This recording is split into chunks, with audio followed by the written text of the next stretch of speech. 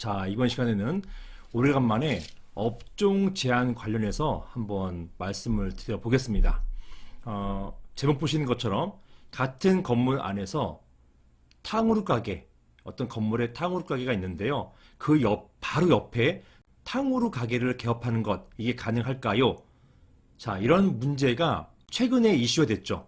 어떤 유명 유튜브가 똑같은 탕후루 가게를 개업하겠다, 이렇게 했기 때문에 이게 과연 적법한 것인가 또는 타당한 것인가, 이런 거에 대한 논란이 됐어요. 이 문제가 사실 오전부터 자주 등장하는 문제였고요. 게다가 최근에 대법원에서 이런 영업 제한 관련해 가지고 판례도 나왔어요. 그래서 다시 논의하는 게 의미가 있겠다 싶어 가지고 동영상을 찍게 되었습니다. 그 아래 질문은 실제 제게 주신 질문이에요. 보시는 것처럼, 안녕하세요. 같은 건물 내 동종업계 오픈으로 피해를 보고 있는데 이런 것이 적법한 것일까요? 영업 피해가 심각합니다. 이런 질문을 주셨어요. 이렇게 보시는 것처럼 동종업계 오픈, 이 동종업계, 탕후루 가게 옆에다가 똑같은 탕후루 가게를 개설하는 것, 개업하는 것, 약국 옆에 약국 개설하는 것, 이런 게 다 이런 문제예요. 동종업계 오픈으로 인해서 피해를 보고 있다. 이런 것이 적법한 것이냐? 이런 질문이 같은 건물 탕후루 가게 옆에다가 똑같은 탕후루 가게 개업하는 것, 이게 과연 가능한 것인지, 이 문제와 동일한 문제가 되겠습니다. 자, 다음 보시는 것처럼 이게 어떤 쟁점이냐? 말씀드린 것처럼 업종 제한의 쟁점이에요. 이런 쟁점이 업종 제한이 가능한 것인가? 특히 유사한 쟁점으로 같은 건물 내에 개업이 문제되는 경우가 있는데요. 예시를 해보자면 이 예시가 실제로 제가 했던 사건들이에요. 가정 또는 상상에서 만든 쟁점이 아니라 제가 실제 수행했던 사례들입니다. 같은 건물에 약국이 있는데 그 옆에 약국을 또 개설하는 거예요. 이런 걸 말하는 것이고, 어떤 부동산 중개업소, 부동산이 있는데 그 옆에다 똑같은 부동산을 또 만드는 겁니다. 실제 했던 사건 중에 이런 것도 있었어요. 필라테스 학원이 있는데 이 필라테스 학원이 잘 되니까 그 옆에다가 또 차리는 겁니다. 다른 사람이. 자, 그리고 24시 아이스크림 무인 편의점, 이곳은 제가 자문했던 사안인데요. 편의점이 있는데 그 옆에다가 24시 아이스크림 무인 편의점, 이걸 만드는 것입니다. 이걸 설치하는 게 가능한 것인지. 자, 그 다음에 소아과가 있는데요. 소아과 옆에다가 소아과를 설치하는 것, 또는 치과병원이 있는데 치과병원 옆에다가 다른 치과병원을 만드는 것, 그리고 제과점, 이건 파리바게트였거든요. 그 옆에다가 파리바게트에서 파는 커피와 마찬가지의 동일한 커피 전문점 개설하는 것 가능한 것이냐, 이게 쟁점화되고 문제가 됐어요. 실제 있었던 일입니다. 먼저 관련된 법부터 보실게요. 이 관련된 법이라 한다는 것은 보시는 것처럼 집합건물법입니다. 이 집합건물, 이런 집합건물에서 문제가 돼요. 주로 상가죠. 상가, 오피스, 오피스텔, 이런 데서 문제가 되기 때문에 관련된 법이 집합건물법이에요. 이 집합건물법 28조에 의하면 규약이 나옵니다. 이 규약을 제가 왜 거론하는지 조금 뒤에 그 이유가 나옵니다. 일단 한번 보실게요. 규약 제1항, 건물과 대지 또는 부속시설 관리 또는 사용에 관한 구분 소유자들 사이의 사항 중에서 이 법에서 규정하지 아니한 사항은 규약으로 정할 수 있다. 즉, 업종 제한이나 이런 것 규약으로 정할 수 있다, 이런 말이에요. 자, 그리고 제29조 규약의 설정 변경 폐지 보시면, 규약은요, 설정, 만들거나 변경하거나 없애는 것, 이런 것은 집회에서 구분 소유자 4분의 3, 75%죠. 그리고 의결권, 지분의 4분의 3, 75% 이상 찬성을 얻어서 한다라는 것이고요. 이 경우에 규약의 설정 변경 및 폐지가 일부 구분 소유자의 권리에 특별한 영향을 미칠 때에는 그 구분 소유자의 승낙을 받아야 한다, 이렇게 규정되어 있어요. 이런 어떤 규정을 통해서 업종 제한을 풀거나 업종 제한을 설치할 경우에, 이런 경우 그 구분 소유자만을 타켓을 하거나 대상으로 한다면 그 경우에는 그 구분 소유자의 승낙을 얻어야 한단 말이에요. 임차인인 경우는 마찬가지입니다. 어떤 그 공간이 약국으로만 사용되어 왔었어요. 그런데 이 약국 사용되는 이 업종 제한을 풀려고 합니다. 이 풀려고 할 때 규약으로 풀 수가 있는데, 이 푸는 것이 바로 해당 구분 소유자의 또는 그런 약국을 운영하는 임차인, 그 임차인에게 특별한 영향을 미칠 때에는 그 경우에는 그 구분 소유자 승낙을 별도로 얻어야 한단 말이에요. 자, 제42조에는요, 이런 규약 같은 경우는 구분 소유자의 특별 승계인, 원래 구분 소유자가 있고 이것을 매수한 다른 구분 소유자에게도 효력이 있다는 것이에요. 규약을 만들 때 구분 소유자뿐만 아니라 그 이후의 구분 소유자에게도 규약의 효력은 미친다. 당연한 얘기겠죠. 다음, 점유자는 구분 소유자가 규약에 따라 가지고 부담하는 의무와 동일한 의무를 진다. 즉, 구분 소유자가 업종 제한의 권리나 의무가 있으면 점유자도 그러한 권리 의무가 있다. 이걸 얘기하는 것입니다. 자, 이제 사안을 보시면 이런 업종 제한에 대한 원칙은요, 일단 이렇게 봅니다. 모든 국민은 일단 헌법상 직업 수행의 자유, 제15조, 원래는 직업 선택의 자유로 되어 있지만 이 직업 선택의 자유 안에 직업을 어떻게 수행할 것인지 수행의 자유가 있어요. 이런 직업 수행의 자유를 갖고 있기 때문에 원칙적으로는요, 업종 제한은 불가합니다. 이게 원칙이에요. 누구나 자유롭게 업종을 열 수가 있어요.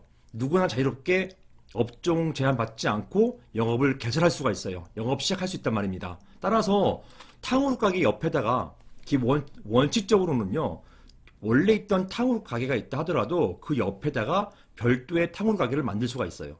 왜냐? 이게 헌법에서 보장되는 권리입니다. 기본권이에요.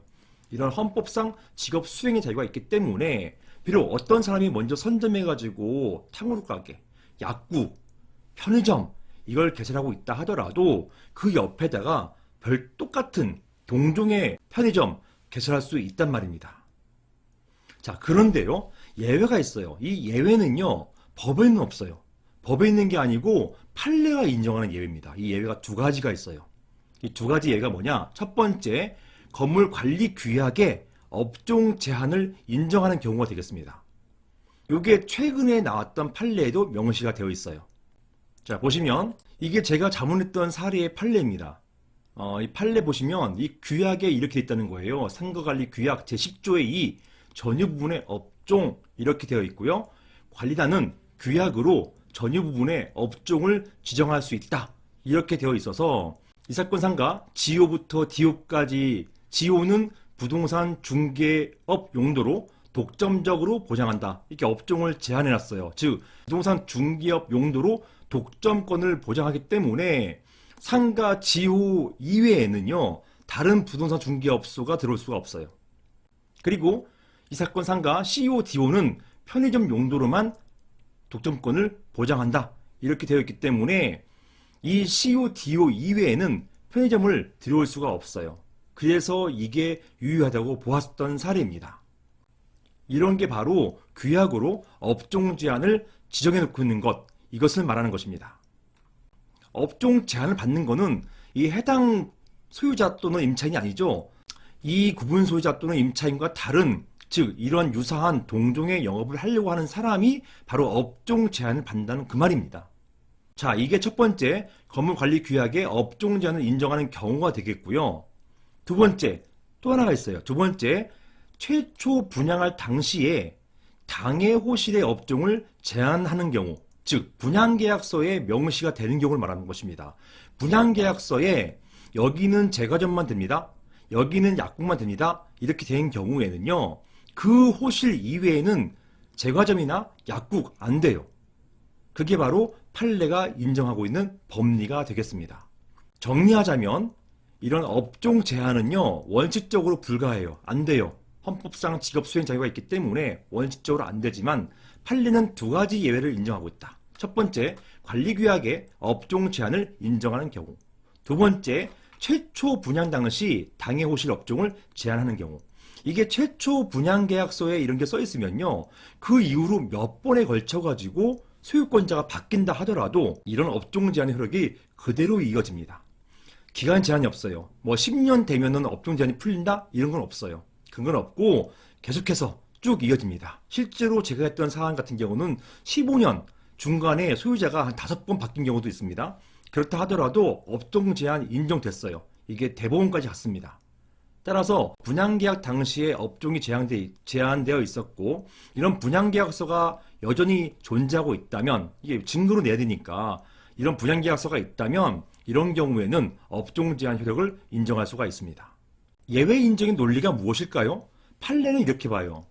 건물 전체 관리규약으로 업종 제한을 인정하거나 반대로 해제할 수 있다는 것이에요. 이게 자발적으로. 집합건물이 구분수들의 모임이기 때문에 그들이 자발적 정해가지고 준칙을 정해가지고 업종 제한을 하거나 업종 제한을 풀 수가 있단 말입니다. 물론 그런 업종 제한을 하거나 푸는 게 어떤 특정 구분수자나 임차인을 상대로 하는 것이라면 그건 안 되는 거죠. 그거는 해당 구분소유자의 동의를 받아야 되는 것입니다. 자, 다음으로 최초 분양 당시에 업종 제한으로 독점권을 부여했다면 이런 독점을 인정한 만큼 분양대금을 높게 지불했을 것 아니냐. 이 건물에서 약국을 하나만 인정하기 때문에 이걸 메리트로 해가지고 분양대금을 훨씬 높게 잡았을 거 아니냐. 여기에 대한 대가는 보상해 주어야 한다. 이런 논리예요. 그래서 이런 독점권, 이거는 보호해 주어야 한다. 이런 논리가 되겠습니다.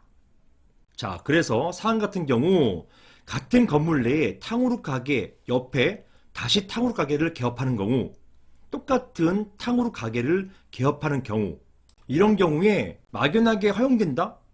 막연하게 적법하다? 또는 불법이다? 얘기할 수 없어요. 뭘 먼저 봐야 되냐 하면 먼저 관리규약이 있는지 또는 분양계약서가 있는지 확인해 봐야 돼요. 그리고 이 내용 안에 업종 제한 내용이 있는지 여부를 우선적으로 살펴보아야 합니다. 만약에 업종 제한 규정이 없다면 같은 탕후루 가게 개업하는 것은 법적으로 문제가 안 돼요. 적법해요. 단지 도덕적으로 문제될 거다. 이거는 변론입니다. 도덕적으로 문제될 수는 있겠죠. 하지만 그럼에도 불구하고 법적으로는 문제가 안 돼요. 만약에 업종 제한 규정이 있다면 규약이나 분양계약서에 이런 업종 제한 규정이 있다면 이런 경우에는 기존 탕후루 가게가 법의 보호를 받습니다. 그리고 같은 탕후루 가게를 여는 것은 이거는 적법하지 않게 돼요. 이게 결론이에요. 따라서 이런 경우에 기존 탕후루 가게는 신규 개업자를 상대로 해가지고 당신 나의 영업을 방해하지 말라 라고 하는 영업방해금지 가처분이나 또는 영업방해 금지 청구의소라고 하는 소송을 제기할 수가 있어요. 실제로 제기가 됩니다.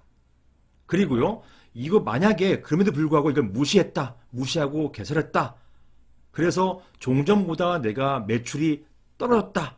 그럴 경우에는요, 이런 떨어진 매출에 대해서 손해배상 청구를 할 수가 있습니다. 그리고 승소할 수가 있어요. 이런 소송을 제기해서 보호받을 수가 있습니다. 따라서 같은 건물 안에 있는 탕후루 가게 옆에 똑같은 탕후루 가게를 개업하는 것이 가능할 것인지 여부, 여기에 대해서는 먼저 건물 내에서 규약이나 분양계약서가 있는지 살펴보고 여기에 만약에 있다면 또 이 규약이나 분양계약서에 업종 제한의 규정이 있는지 확인해 봐야 될 것이고요. 만약에 그런 규정이 없다, 이럴 경우에는 개업 가능하죠. 도덕적으로 비난받는지 여부는 변론을 하고 개업은 가능합니다.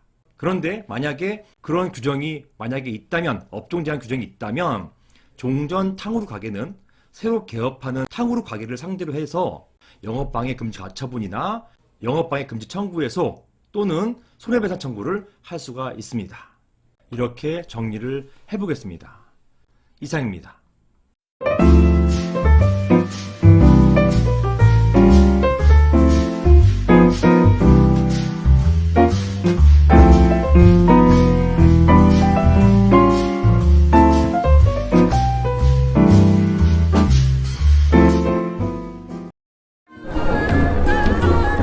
이번 역은 교대역 법무법인 라움입니다.